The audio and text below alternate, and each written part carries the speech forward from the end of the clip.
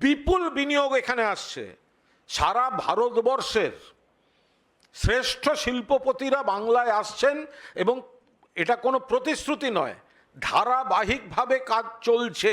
তার ফলে প্রধানমন্ত্রী যেটা বলেছেন সেটা ডাহা, বিকৃত সত্যের অপলাপ, বাংলার ভাবমূর্তিতে কালিমা লিপ্ত করার জন্য তিনি এই কথাটা বলেছেন। বাংলায় শিল্পের প্রসার ঘটছে।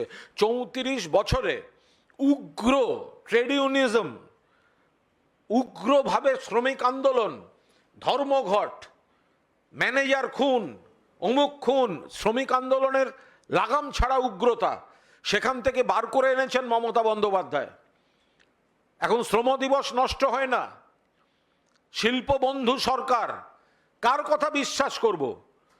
প্রধানমন্ত্রীর এই বিজেপির মঞ্চ থেকে রাজনৈতিক ভাষণ, নাকি শিল্পপতিদের মঞ্চ থেকে যখন শ্রেষ্ঠ শিল্পপতিরা বলেন যে মুখ্যমন্ত্রী আমাদের থেকে মাত্র একটা হোয়াটসঅ্যাপ দূরে থাকেন, কখনো কোনো সমস্যা হলে ডাইরেক্ট আমরা মুখ্যমন্ত্রীকে হোয়াটসঅ্যাপ করি, 5 মিনিটের মধ্যে তার সলিউশনের ডিসকাশন শুরু হয়ে যায়।